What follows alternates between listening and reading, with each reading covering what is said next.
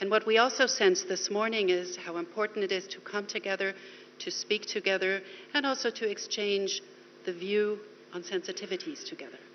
Yes, it is essential. And I think just to be together in this room, people from both countries, listening to each other, being sensitive to what is being said, and carrying through in what is being done and what can be done is the magic of the moment. And now I'd like to take this opportunity to welcome the Chancellor. Wir begrüßen Sie sehr herzlich, Herr Bundeskanzler Scholz. Wir freuen uns sehr, dass Sie nach Neu-Delhi gekommen sind. Danke. May I please request the Honorable Chancellor Scholz to come and share a few words with us, and we will leave this podium for you, Honorable Chancellor, to be able to address the audience at APK 2024.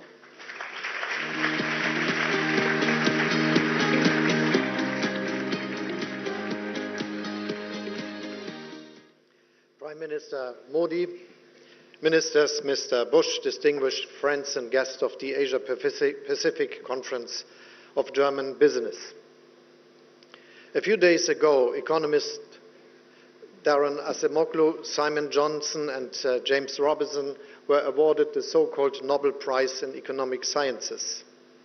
They received this prestigious accolade for their work on how democracies and democratic institutions spurs prosperity and economic growth. I think it's important that they all worked on this and wrote a lot of letters and text on this question. And Simon Johnson added in a recent interview that true, genuine, inclusive democracy matters very clearly when it comes to economic success. The organizers of this year's Asia-Pacific Conference of German Business probably didn't foresee the decisions by the Royal Swedish Academy, but by inviting us to India, you had the right instinct. Today, we are meeting in the world's biggest democracy, the fastest growing major economy in the world with the most rapidly expanding renewable energy sector of any major economy. A country at the heart of the world's most dynamic region, the Asia-Pacific. In a nutshell, the Asia-Pacific Conference has come to the right place at the right time. Prime Minister Modi, thank you very much for your kind hospitality, and thanks also to our co-hosts Robert Habeck and Roland Busch, and of course to you, Minister Goyal, for organizing this conference.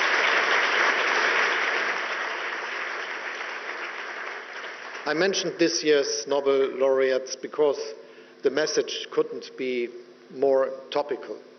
Not only do many democracies face pressure from within, from populists and extremists who peddle simplistic solutions to highly complex problems. What also worries me is an erosion of international institutions and the rules that we have created through them. As the three Nobel Prize laureates tell us, this is not just a political problem, but also an economic one. Because a world where reliable institutions and common rules erode is a more unstable world, a less prosperous world, a poorer world. The world of the 21st century is something where progress is a question we have to work for. But in a multipolar world, there is no global policeman, no single watchdog monitoring our common rules and institutions. Each and every one of us is called upon to defend and uphold them. If Russia was to succeed with its illegal, brutal war against Ukraine, there would be repercussions far beyond Europe's borders. Such an outcome would endanger global security and prosperity as a whole. The Middle East remains another constant source of tension and a stark reminder of the human cost of division and the world's inability to reach political solutions. The Korean Peninsula, the South and East China Sea all remain flashpoints of potential conflicts, even though we all hope that these conflicts can be contained. So my first message to all of you today is this: let us do whatever we can to bring about political solutions to these conflicts, solutions that are based on international law and the principles of the UN Charter. This is not only an ethical and political obligation. It is also imperative if we want to safeguard prosperity and trade and economic cooperation. We need to match words with deeds. The visit of a German frigate to India, as well as to Japan, Korea and Southeast Asian countries, underlines our commitment to open seas and international law. At our intergovernmental consultations with India, we also want to deepen our cooperation on defense and agree to bring our militaries closer together. Our overall message is clear: we need more cooperation, not less. Globalization has been and remains a tremendous success story for all of our nations. Around 1 billion people in developing and middle-income countries alone have joined the middle class thanks to global value chains, cross-border investments and economic cooperation. Many countries in the Asia-Pacific region are perfect examples here. This is why I keep telling the proponents of deglobalization and decoupling, or whatever the protectionist policies are being called these days, let's be careful. In the short term, those concepts may sound tempting, but ultimately they lead to weaker growth, higher prices, lower global prosperity, and less competition, which in turn means less innovation. We need to take a different approach, one that I would like to call being open without being naive. Yes, we must avoid one-sided dependencies, particularly in areas of strategic important critical raw materials and certain technologies, for instance. But for us, de-risking doesn't mean less trade or less openness. For us, de-risking means diversification. And this diversification is happening. Look at how German-Indian business relations have developed in recent years, relations that benefit both sides. Every week an aircraft from the Airbus A320 family is being delivered from my hometown, Hamburg, to India's booming airlines. And for Germany's Lufthansa, India has become the most important growth market in Asia. 50% of passenger wagons of Indian railways are based on a design by Linke Hofmann Busch, designed in Germany, made in India. Most of the train brakes are made by Knorr-Bremse, all of them produced in India. German cars dominate the Indian premium market and ramp up local manufacturing, creating thousands of jobs. In return, the modern software in a Mercedes-Benz vehicle comes from Bengaluru. And you, Mr. Bush, recently wrote in an article that Siemens is seeking to take industrial AI to the next level with the help of talent based here in India. Opportunities abound for both sides. And I could tell similar stories of German companies working in Indonesia, Malaysia, Vietnam, South Korea, Japan, or other countries in the region. We want to drive this positive development. Free trade is at its core. However, free trade doesn't mean trade without rules or institutions. On the contrary, a crucial institution when it comes to increasing global prosperity is the World Trade Organization. All of us are better off when its principles are respected again and we don't lash out on each other with tariffs. I'm personally committed to achieving this. On the one hand, this means restoring the legal system for settling trade disputes. And on the other hand, China, now an industrial giant, should give up the special treatment it has received as a developing country.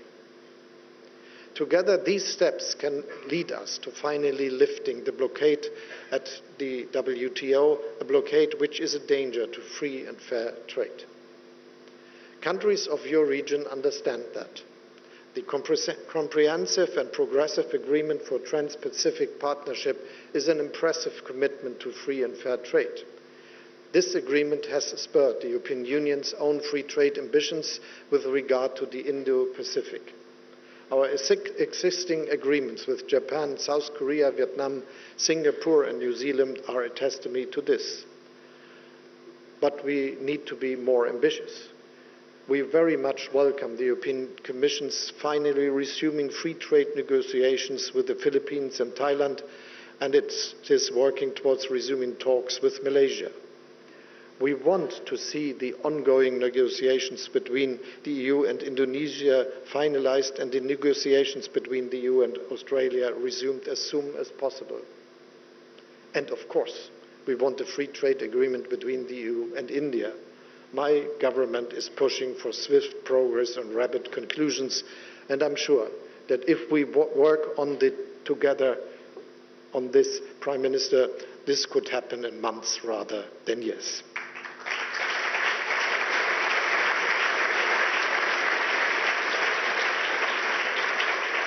There is one last aspect that I would like to mention, as it underlines what I mean by being open without being naive. Only a few days ago, the German government agreed on a strategy to attract skilled Indian employees to Germany. Even today, Indians are the largest group of foreign students at our universities. Last year alone, the number of Indians working in Germany grew by 23,000. Their talent is a welcome addition to our labor market. And let me add, we don't just welcome talent from India to work in Germany, but from all of your countries. To make this happen, we passed one of the world's most progressive laws for labor immigration. We are digitizing our visa process, speeding up procedures and making them more user-friendly. At the same time, we are reducing irregular migration and facilitating returns of those who have no right to be in our country. The message is that Germany is open for skilled workers, but that we can decide who comes. This is important because only then will our citizens continue to accept our openness. This brings me back to the beginning of my remarks and the three winners of the Nobel Prize. One of the key lessons of their work is that open societies are more likely to prosper. We need to maintain the spirit of openness in our countries and in today's world.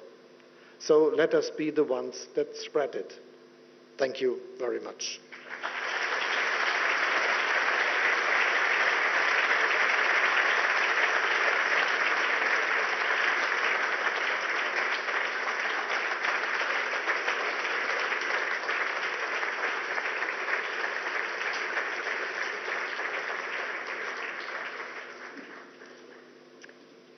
Thank you to our German Chancellor, Olaf Scholz. Vielen Dank, Herr Bundeskanzler. We need more cooperation, not less, and now we are all excited when we will hear more about a potential free trade agreement. And I'm sure we will spend some time today speaking about this issue, and also tomorrow.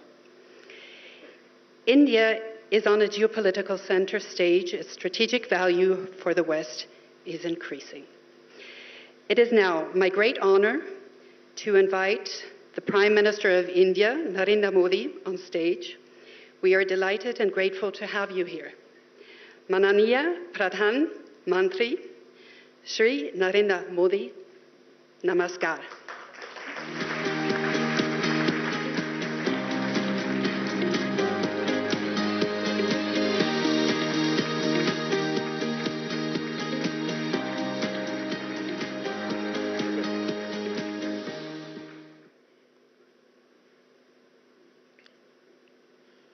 Excellency, Chancellor Scholz, Vice Chancellor Dr. Robert Habeck, Bharat सरकार के मंत्रीगण, Asia Pacific committee of German business के chairman doctor Bush, Bharat, Germany और Indo Pacific देशों के industry leaders, देवी और सज्जनों, नमस्कार, गुटन टाग। साथियों, आज का दिन बहुत विशेष है। मेरे मित्र चांसलर शोल्ज चौथी बार भारत आए हैं, पहले मेयर के रूप में और 3 बार चांसलर बनने के बाद उनका यहां आना भारत जर्मनी संबंधों पर उनके फोकस को दिखाता है। 12 साल के बाद भारत में Asia Pacific conference of German business का आयोजन हो रहा है। एक तरफ यहां सीईओ की फोरम की बैठक हो रही है, दूसरी तरफ हमारी नौसेना साथ में अभ्यास कर रही है। गोवा में German naval ships port call पर है और अब से थोड़ी ही देर में भारत और जर्मनी के बीच 7वें इंटर गवर्नमेंटल कंसल्टेशन का भी आयोजन होना है। यानी हर कदम, हर मोर्चे पर भारत और जर्मनी की दोस्ती गहरी हो रही है। साथियों, ये साल भारत जर्मनी स्ट्रैटेजिक पार्टनरशिप का 25वां वर्ष है। अब आने वाले 25 वर्ष इस पार्टनरशिप को नई बुलंदी देने वाले हैं। हमने आने वाले 25 वर्षों में विकसित भारत का एक रोडमैप बनाया है। मुझे खुशी है कि ऐसे महत्वपूर्ण समय में जर्मन कैबिनेट ने focus on India document release किया है। विश्व की 2 सशक्त डेमोक्रेसीज, विश्व की 2 लीडिंग इकोनॉमीज साथ मिलकर कैसे फोर्स फॉर ग्लोबल गुड बन सकती हैं। फोकस ऑन इंडिया डॉक्यूमेंट में उसका ब्लूप्रिंट है। इसमें स्ट्रैटेजिक पार्टनरशिप को होलिस्टिक तरीके से आगे बढ़ाने की अप्रोच और कमिटमेंट साफ दिखता है। खासतौर पर भारत की स्किल्ड मैन पावर पर जर्मनी ने जो भरोसा जताया है वो अद्भुत है।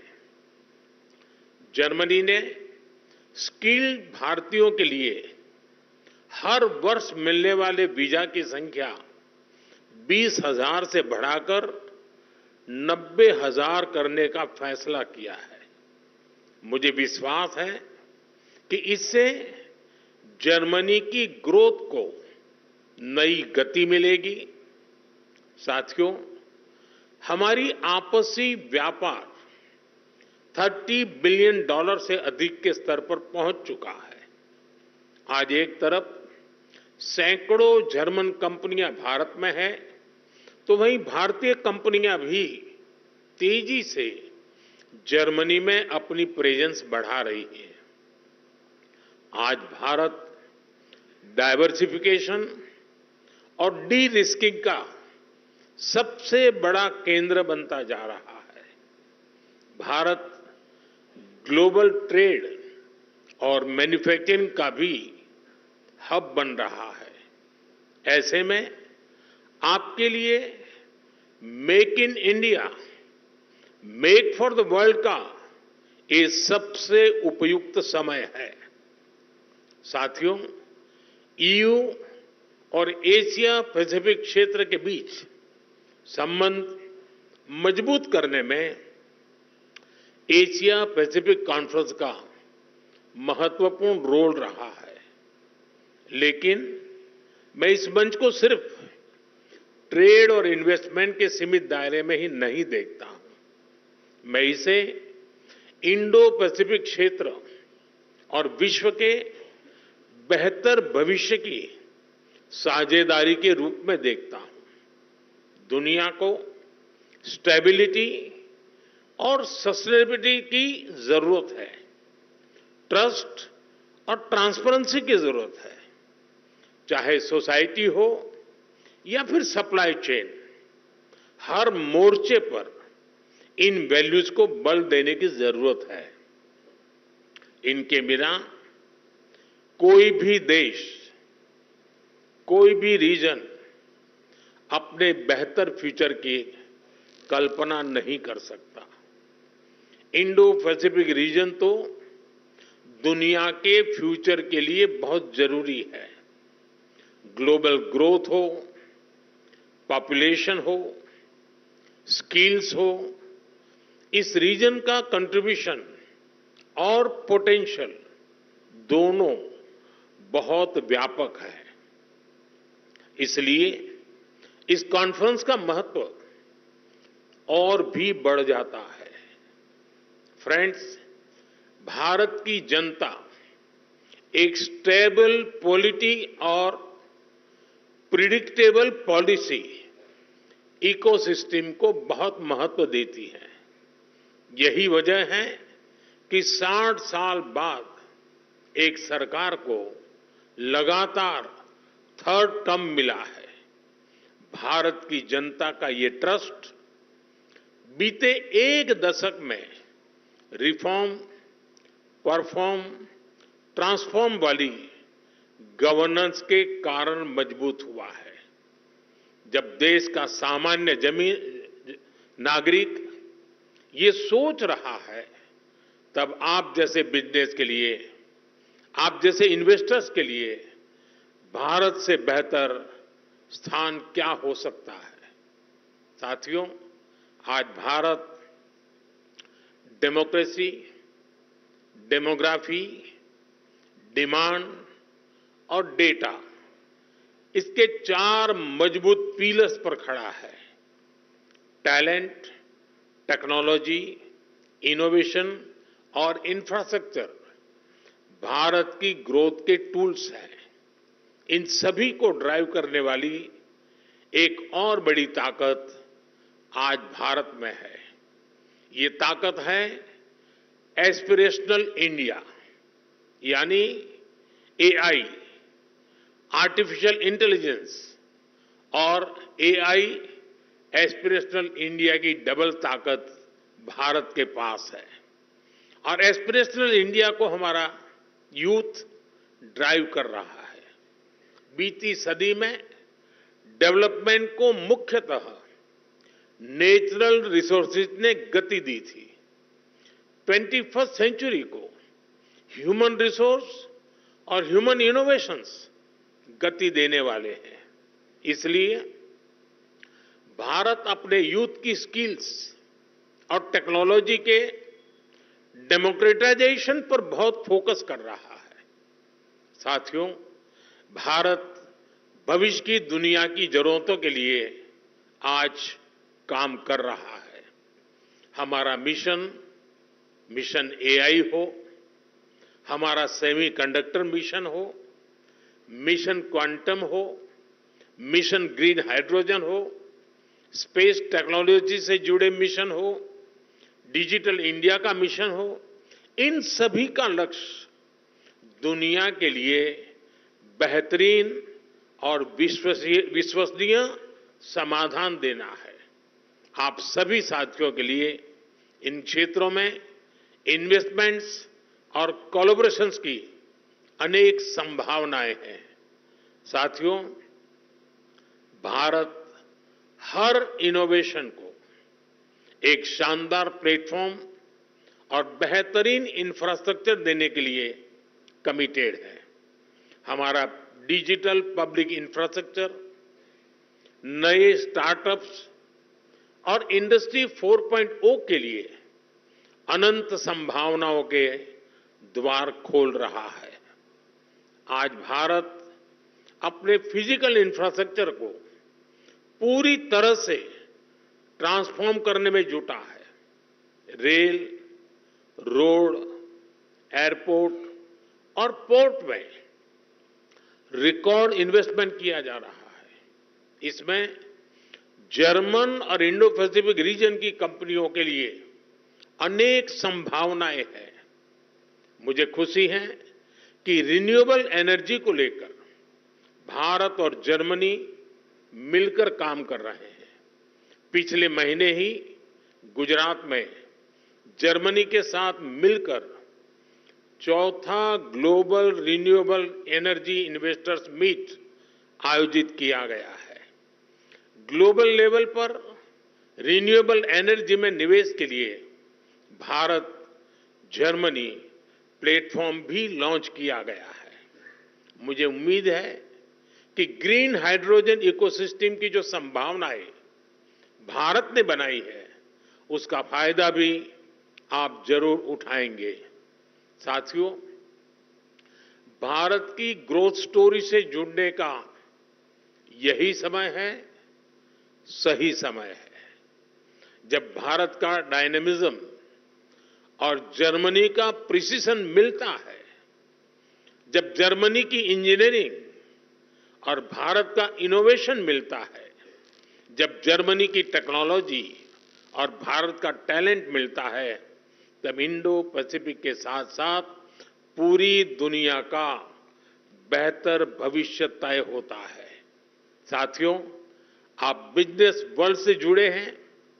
आपका तो मंत्र होता है, when we meet we mean business. लेकिन भारत आना सिर्फ बिजनेस ही नहीं होता। भारत के कल्चर, कुजीन और शॉपिंग को आपने समय नहीं दिया तो आप बहुत कुछ मिस करेंगे। मैं आपको विश्वास दिलाता हूं, you will be happy and back home your family will be happier. ये कॉन्फ्रेंस और भारत में आपका स्टे दोनों मंगल हो, इसी कामना के साथ आप सभी का बहुत बहुत धन्यवाद। Thank you.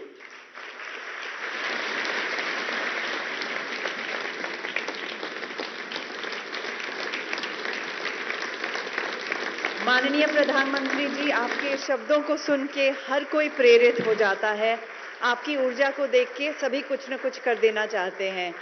भले ही हर एक भारतीय नागरिक डिजिटल टेक्नोलॉजी से वाकिफ हो न हो, लेकिन हर एक इंसान, यहाँ का हर एक नागरिक अवश्य एआई बन सकता है, यानी कि एस्पिरेशनल इंडियन। हमारे सौभाग्य कि आपने आज इतनी सारी बातें कही। It is a great honour and privilege. Germany and India's friendship over the last 25 years has been going on, and now in the next 25 years